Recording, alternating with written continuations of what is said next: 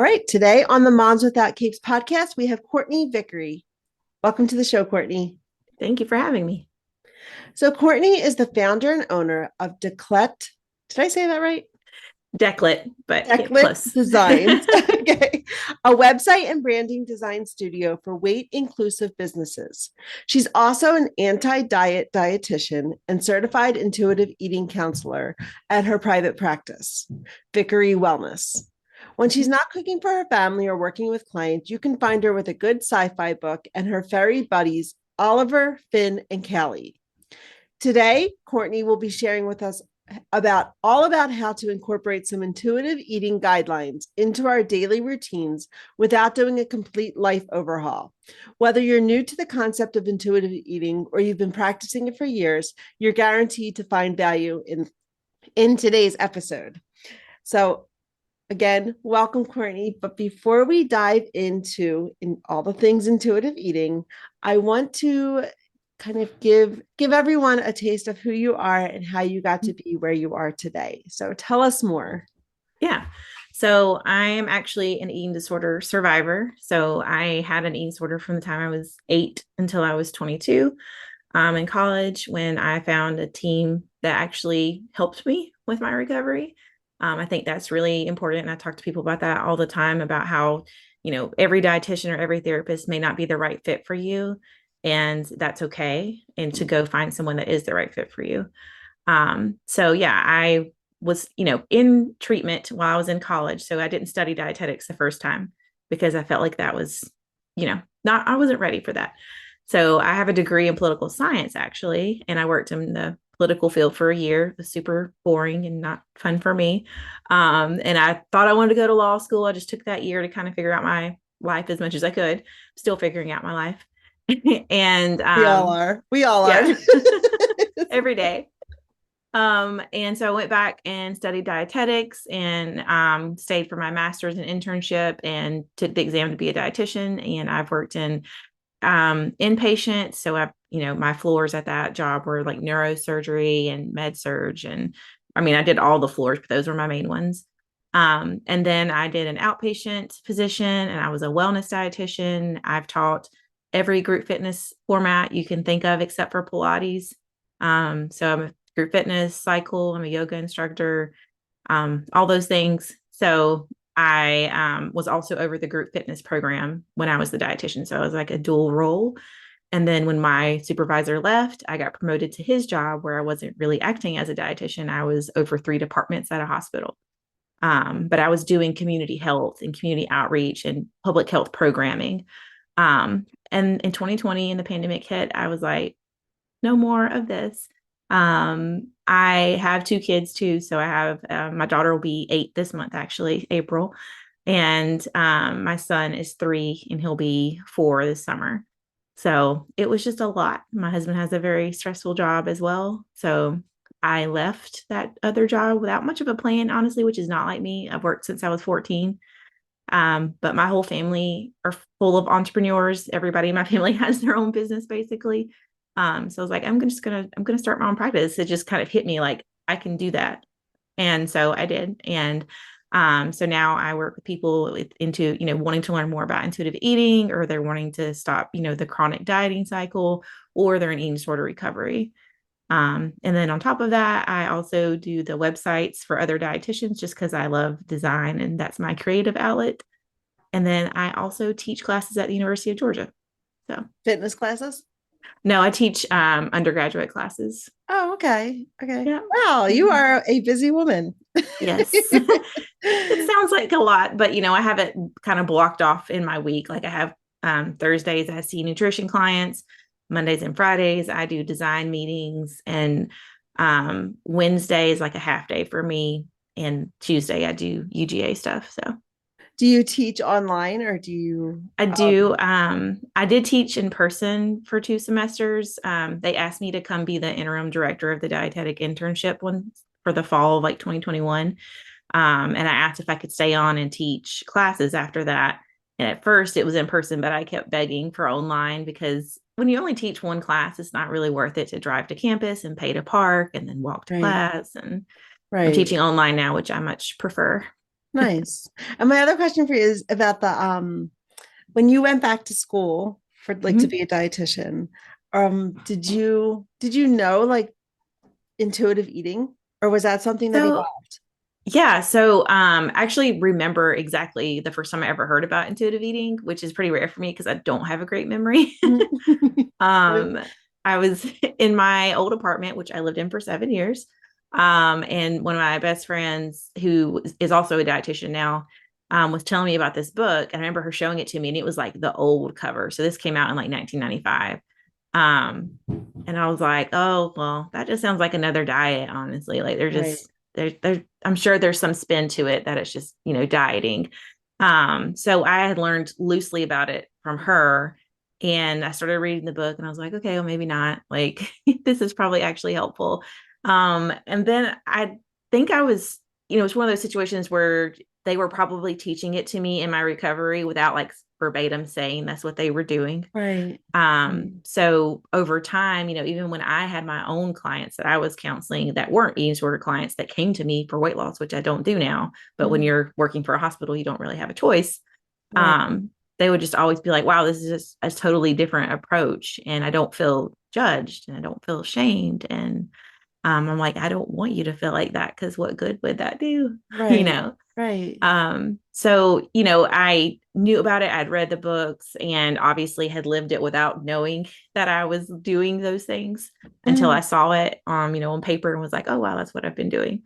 And so that's kind of how I've always worked with clients. And then when I opened my own practice, that first year, I really heavily invested in myself, and continuing education because I'd been in positions where they didn't do that. And I was like, that's what I'm going to do the first year. I'm going to take this money and put it back into myself. So I did tons of trainings. I did all the trainings to become a certified intuitive eating counselor. I did tons of eating disorder trainings, body image trainings. I'm a lifelong learner. So, okay, so I've read the book, right? Yeah. The book, like I know Yeah. exactly which book you're talking Uh about. huh. Who are the author? It's called Intuitive Eating, but who is it by? Yeah.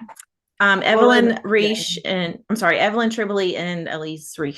Okay, okay. I How I just pronounce it. in fact, it's probably on the bookshelf behind this computer. Yeah, I actually pulled out my books for today because I was like, I know we're going to talk about books, so I pulled out the ones I Yeah. like. So, for those who are not familiar with intuitive eating, can you just give a bird's eye view of what that Mhm. is? Yeah. So basically, I would explain it as a self care eating framework. So basically, the focus is to, people always say heal your relationship with food, but if that sounds kind of abstract to you, basically what we're meaning is that you see food as nourishment, not even just as fuel. It is fuel, but sometimes when people just think of it as just that, they take the enjoyment out of it.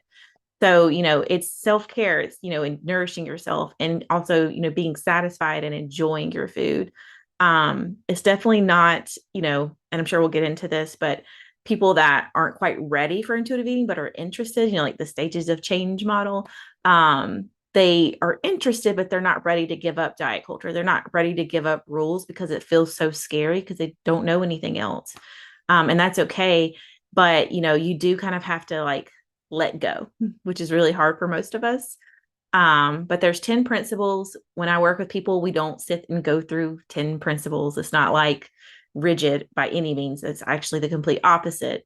You can go in any order that you like with the principles. And again, you may not even be, it's not like clients come into my sessions and I'm like, today we're going to talk about principle three, which is very, very organic, no pun intended.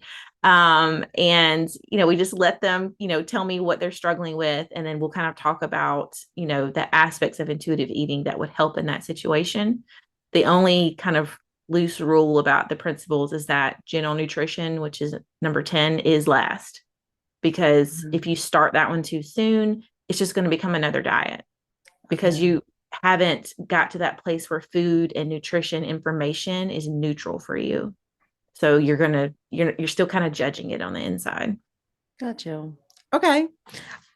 So how can we implement these guidelines that you talked Yeah. about, the 10 guidelines? How can they show up in every day, or how can we begin? Like if we're not ready to make that leap, if we're only intuitive eating curious, Yeah. right? What are some ways that we can begin to incorporate some of these Yeah. guidelines into our everyday I would routine. say starting with like neutral observations. So just What does kind of, that mean? yeah. So when you wake up in the morning and you think about what am I going to have for breakfast? And if your first thought is, okay, well, how many calories is in that?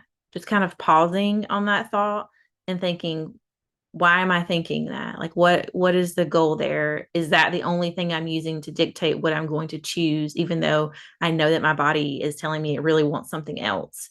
And people always joke and they're like, well, my body tells me I want donuts. And I'm like, okay, maybe it did. Maybe it's because you restrict donuts. And, eventually you'll get to the point where, it's becomes neutral because your body probably wouldn't feel good if you ate donuts all day. And your body would tell you that. So it's really that interoceptive awareness and practicing it. But in the beginning, I would just say observing your thoughts and behaviors around food that you may not even realize you're doing neutrally, because I don't want people to do it and judge, oh, I shouldn't be thinking this. I just want them to be like acknowledging it. Like, wow, when I was thinking about this meal, I realized how many steps and how many thoughts I actually had before I made my decision. And none of them were related to how I felt. So so that's a great place to start, like just observing our own thoughts and attitudes towards food. And one of the things that really struck me, so I'll just share a little bit about my own journey with Mm-hmm. intuitive eating, which wasn't very long, but it was simply I even hired a coach. I hired a coach who specializes in intuitive eating after I read the book, because I was like, I come from a place where the only way, like I had lost a lot of weight intentionally through calorie counting, but it became a job for me. Like it Mm-hmm. consumed a lot of time. Like I had signs all over the house. Like everything was Oh my became a gosh. number to me. Like everything was like calories. You know, I had taught Zumba. Like I had gotten Mm-hmm. into like learning, and I became a Yeah. group fitness instructor. Mm-hmm. And through all like the extra workouts I was doing, I also had lost weight. So like it all kind of worked together. But the only way that I know how to lose weight is through calorie counting. And so when I came across intuitive eating, and I don't remember how I came across it. I can't even remember. I know I ordered the book, and then I started like following some coaches that were into intuitive eating. And then I hired someone, and I was with her for about a month. And then like our own finances changed. And I was like, I can't continue doing this, because we just sent our kids to private school, and it just kind of Yes. things happened, life happened. Mm-hmm. But even at that point, like I continue to be intuitive eating curious, right? And like that's why I was excited to have you on today, because I'm like, I want to learn how to just kind of bring some of the concepts into my everyday life. Yeah. And one of the things that I've really been working towards is removing the judgment from Yes. from food. And I mean, even my kids, like they'll be like, this is good for us, this is bad for us. I'm like, no, I'm like, because for so long that was for me, that was what I was doing, that was my attitude. Like Mm-hmm. when I was calorie counting, like, oh, I can't have that, like, you know, and I was measuring everything. Like it Mm-hmm. became very rigid. And I know that's Yeah. the opposite of intuitive eating, which is why I'm like, I want to learn how to do this, like where it's not a second job, where it's not all consuming, and where it's more relaxed. Because I know that the stress, I just read, this is not an explicit, I don't want to use language, but it was the effort diet. Yeah. Mm-hmm. Did you ever hear about the effort Oh diet? yeah, yeah, I have. Okay. Yeah. Yes. I just read that for a book club, a local book club. It's a kind body book club, like where we read like all things that like help us like body acceptance. Mm-hmm. And I read that book, and again, it was like along the lines of that, like removing the judgment. And because I feel that I know that stress Mm-hmm. contribute to like weight gain, and like your body holding on to excess weight and all of that. And I'm like, I Yeah. was so stressed. I don't even know how I lost the weight, Yeah. because I was so stressed out about like the pressure of like, if I bite it, I must write it, right? Kind of Yeah. concept. And Mm-hmm. so I really want to embrace like especially that guideline, like the removing the judgment around the food, because I still in the back of my mind like Oreos equal bad, Apple equals good. Like, and I'm like, that's not true. Like, it's Right. fun because even when I look back at my old journals, like when I first started like my weight loss journey, um I would have like a handful of Cheez-Its, right? Like now I wouldn't even eat them. Like they're not even good to me. But like Right. back then, like I would just portion it out. Like, so I'm like Mhm. in using that good bad thing, like Cheez-Its equal bad, but yet I still allowed myself to have it when I was Yeah. actively like using. Yeah. So like I want to learn how to take that away, like take that judgment away, healthy versus unhealthy, good versus bad, like that Mhm. judgment. And Yeah. so, aside from that, what are some other guidelines that we would be able to incorporate into our, Mhm. into our everyday that we'd be able to use, like that observation? What Mhm. else would you suggest, like for somebody who is intuitive eating curious? Yeah. So I think on top of like, we've talked about looking at our, observing how you feel about food in those situations, but going a step further would be observing, the deeper diet mentality thought behind the food thoughts. So, like you use the Oreo and the apple example, and just really kind of being matter of fact about it and thinking, okay, does an apple have more vitamin A in it or vitamin C in it? Yes, of course, more than an Oreo. But, I always use this example with my clients. I ask them, do they know the difference between physical fullness and being satisfied? And they always say, I don't know what you're asking me. And so I have to give them an example. And I say, okay, well, when I was growing up, diet culture told me that if I wanted potato chips, I should eat baby carrots because they're crunchy. Yeah. And I think we all know that baby carrots are not potato chips. Satisfying, yeah. Yes. So, like, you could physically be full from eating an entire bag of baby carrots while you're trying to prevent yourself from eating the chips, but then you're not going to You be still want the satisfied. chips. Yes. You're not going to be satisfied, and you will likely go ahead and eat the chips, and then you're going to be overly full, and then you're going to feel guilty, and it's going to start this whole cycle again of, quote unquote binging or being overly full, Mm. restricting, feeling guilty about it, doing it again. And it's just going to keep going round and round. So, again, just kind of, I say like peeling the onion back each layer and doing the why exercise with my clients. Like, okay, again, starting with the apple versus the Oreo. Why do I think this is bad? Why do I think that? Where did that come from? What is a different way to think about it? How can I reframe this? So, kind of, those are all kind of techniques that I use with clients, not at the same time, but, based on whatever they're telling me. We work on the why exercise, the reframing.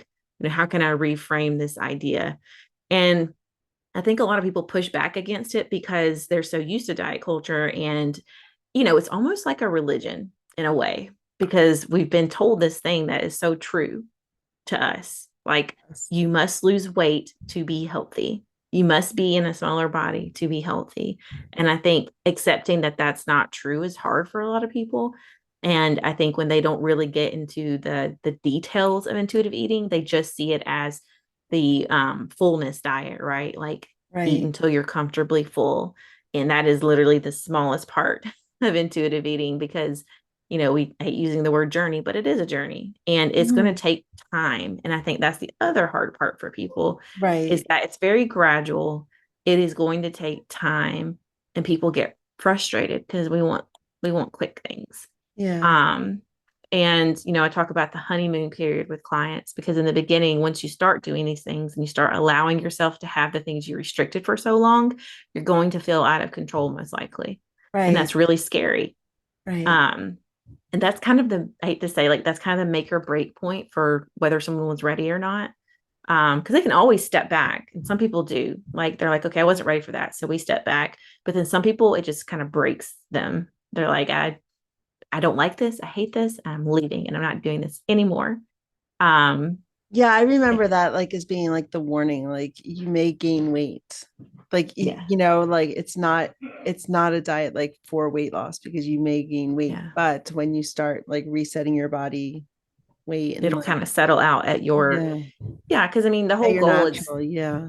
yeah. And the whole goal is to focus on your behaviors, because Mhm. at the end of the day, if you're obsessing about, measuring and calories and weighing yourself, like you said, that's going to cause more stress, which is the opposite of being, Right. health minded, or, feeling healthy or feeling good.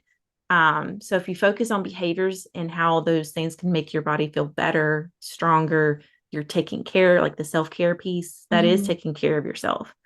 So, you know, the Oreo thing, if you want Oreos and you tell yourself you can't have them, you're restricting them, you're going to come back to it eventually. Your body's going to be like, I'm going to make up for that somehow. Right. But if you're just like, and then it's going to go in overload too. Like not only make up for it, but like really going to like go past it. Right. Yeah. Right. So if you just kind of allow yourself to have it, observe it, and, you know, and also giving yourself, you know, grace and feeling like it's okay if I do eat past fullness. It's okay to feel full. It's okay to, you know, if I notice that I'm overeating or if I'm emotionally eating, which is a big thing I talk about with clients too. You know, always tell them it can be a coping skill. It just cannot be the only coping skill. Right. You know, we want to have a multitude of options in our toolbox. Yep. What do you find is when clients come to you is most challenging for them? The weight piece. Okay. Like, you know, because they, you know, everybody, even if they, you know, aren't focusing on that, I don't, you know, everybody, majority of people. I was gonna say, is that their main motivation to hire you? Or like, so on my application, it actually says like a paragraph that you have to read and then say that you read, like click yes or no. And it says, you understand that this is not a weight loss program. We focus on health promoting behaviors instead of the scale. I don't do intentional weight loss. But they know also like it's still okay if you have that desire. It's okay to desire weight loss. It would be kind of odd if we did it in the society that we live in that talks about it constantly. Right. But you know, we aren't going to focus on that. And I give them the chance to do a discovery call. I don't do those as often anymore because I just book people, you know, I have a waiting list right now. So like when I get a spot open, I'll email them and be like, these are the spots that open. Would you like them? Do you have any questions? And some people, you know, they want to do the 15-minute call to talk and we talk about that because that is a concern, right? Like, well, the people that come to me and are like, I wanted to use this to lose weight. It just really depends on where they fall on that scale of right. They may not be, you know, they may not be your ideal client. Right. And, you know, I'm very upfront. I'm like, I just want you to know that we'll talk about meal planning. We'll talk about how to make a plate that is well, you know, balanced as far as nutrition goes. But we won't talk about, you know, what are some ways that you can restrict to lose weight? Because that's not what I do. Yeah. So what's some final advice for somebody who wants to dip their toe in or really just embrace intuitive eating? Yeah. So I actually pulled out some of the books that I like, and this one has been helpful for people that have been more curious. It's so you got to say it because we're podcast. Yeah, I'm going to say it. Intuitive Eating for Every Day. And it's by one of the creators, Evelyn Tribole. Okay. And it's bite-sized pieces of information each day. And like little exercises that you can do each day that are small. Oh, nice. Okay. So a lot of clients have really liked this one, especially my clients that are, like you said, more curious and like just kind of wanting to learn more, but it's still kind of scary for them. So we're kind of just working through that initial hesitance and fear, but because they want it, but they aren't sure how to do these, you know, this kind of life when they've been dieting for so long. But, you know, for example, it's just simple things like the first, like one question about cultivating trust is, when were you told that your body cannot be trusted? And then it has like a little small paragraph to read. And then you can just kind of take that with you during the day. Okay. So let's switch gears. And I want to hear, what do you do for fun? Oh gosh, this is always a hard question because we often don't make time for fun. I was going to say, I don't make time for fun. Well, I say that. So I love going to the movies. We actually went last night with my kids and we took them to see Mario. We all have Nintendo Switches, so we all play Nintendo when we can, and they play it more than me, obviously, because they have more time than me. But yeah, we love playing games like that together. We love going on walks and, you know, going to the movies, and we do either in or out movie night every Friday night. So fun. When do you mean out? Oh, like out at the theater. Yeah. So last night we went to the theater because they were excited and they're on spring break. So we took them on a Thursday. But Friday night tonight, We usually stay in on Friday night and do like some version of a pizza. It's not always like just pizza. It's like a homemade calzone, or we make little mini pizzas on pita bread or something along those lines. And I have twin nieces that are students at UGA this semester, and their younger sister, they're all coming over tonight. We're going to do movie night together. Fun, So, fun. So you already recommended us a book, but do yeah. you have another book that you would Yeah. like to share that's impacted you that you Um, want to share with the listeners? do you want one that has impacted me as far as food or just in general? In general. In In general. general. So I love sci-fi. I love fantasy books. I don't like reading books about the real world because the real world is enough for me. Um, so my favorite author probably would be Michael Crichton, who wrote the Jurassic Park books. Okay. So the original Jurassic Park, not just the movie, but the book, because it's a little different, obviously, because it's always different than the Yeah, and the movie. book's always better. Yes, exactly. Okay, awesome. So where can listeners find you, Courtney? Yes, so I'm on Instagram at Vickery Wellness for intuitive eating and food information. And then for website or design information, I'm at Decklet Designs. And I'm on Facebook too, but I'm more active on Instagram. And then I have free groups for both of those. So the Happy Not Hungry group is a free group for people curious about intuitive eating or body image. And then for the weight inclusive businesses, I have a group about website design as well.